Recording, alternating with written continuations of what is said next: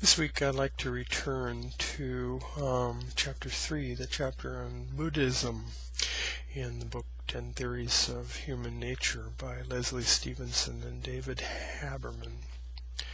In this third reflection, I want to highlight what I think are important passages from this chapter, and I want you to think about our conceptions of Charles Darwin's species mutability in contrast to Aristotle's conception of species permanence while you're listening to these passages from 10 Theories of Human Nature.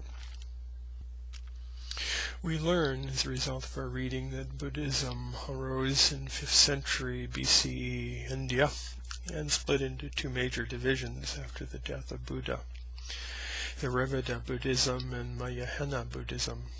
Theravada Buddhism is represented by the Pali Canon, and Mahayana Buddhism is represented by the Lotus Sutra. The practical teachings of Buddhism are designed to remove the arrow of human suffering. The Buddha explained that human reality is characterized by three things: impermanence, a lack of a solid self, and suffering, or a sense of unsatisfactoriness. The nature of the world is that it is transitory and fleeting. Everything that is born dies. No being, thing, idea, plan, or state of mind ever endures, and this leads to a great deal of anxiety for humans who are always striving for something lasting and secure in a world where nothing is permanent.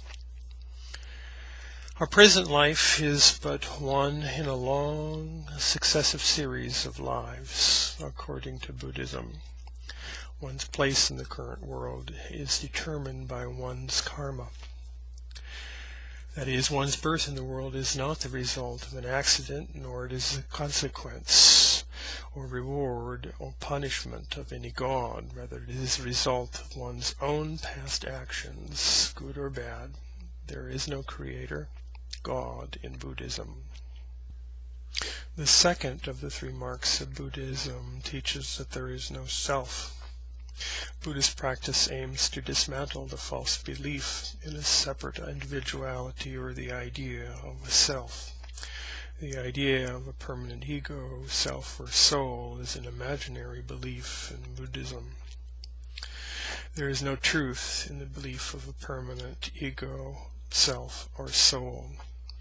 Belief in the idea of a separate and permanent self is not only false, but it leads to selfishness and egoism, which is at the root of all existential suffering and social problems such as theft and poverty and violence too.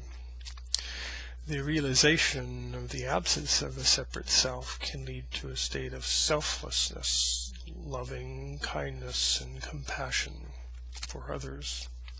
Thus, great effort is made in Buddhist teaching to erode and eventually eliminate the idea of one's own permanent identity. According to Buddhist teachings, the life of a living being lasts only for a period of one thought. Rebirth or reincarnation is happening rapidly and constantly each moment of our lives. Contemporary biology, psychology, and physics confirm that our bodies and our minds are changing incessantly. Buddhists use the metaphor of a flame to illustrate this point. That is, a person now and the person 10 years earlier are both a different person and the same person. The difference is due to the fact that a person is continually changing, and the sameness is due to the connecting memories, predispositions, unconscious impressions, and karmic links of the aggregate of mental formations. The Four Noble Truths are at the heart of the Buddhist Dharma. The first truth states that life is suffering or dissatisfactory. This gives rise to feelings such as insecurity, uncertainty, and a sense of lack or loss. This refers to the basic existential anxiety about life, that things are imperfect, always flawed, and, well, good things never last. The second noble truth asserts that the cause of our suffering is craving or grasping. Our problem is that we try to hold on to things and experiences which by nature cannot be held on to.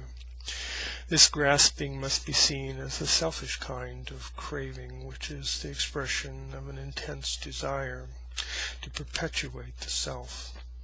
It is a thirst for the will to be, to exist, to become more and more, to accumulate more and more, to have more and more. This grasping and craving leads to continual and conditioned suffering. The third noble truth asserts that there's a cessation to suffering or unsatisfactoriness. It negates the first noble truth. The negation or end of suffering results in an ultimate state which Buddhists refer to as Nirvana, which is the extinguishing of the fire of craving.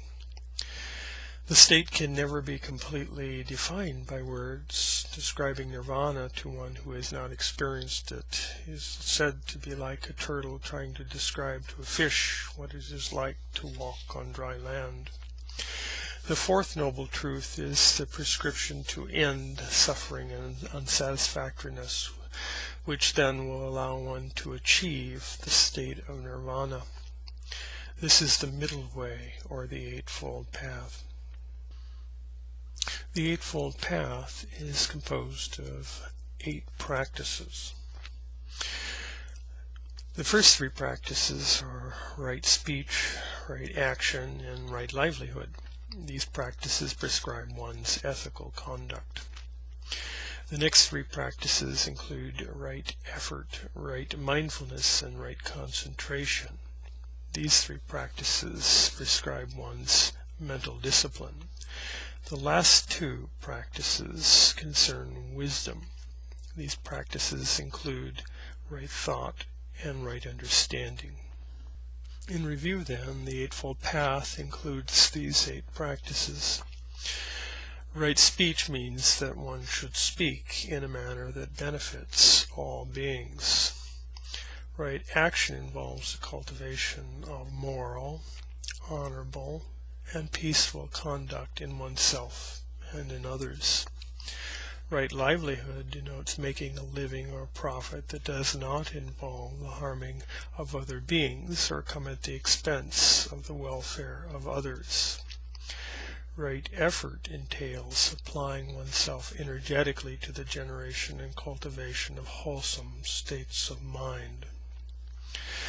Right mindfulness is a meditative practice in which one aspires to be diligently aware of one's body and feelings and mind and thoughts. Right concentration differs from mindful meditative practices in that it involves the cultivation of meditative states through the technique of calming the mind and concentrating on a single point. Right thought involves thoughts of selfless detachment, thoughts that transcend the idea of self. Right understanding means understanding things as they really are. It connotes harmonizing one's mind with the ultimate nature of reality, characterized by the 3 marks of existence: impermanence, lack of a solid self, and unsatisfactoriness.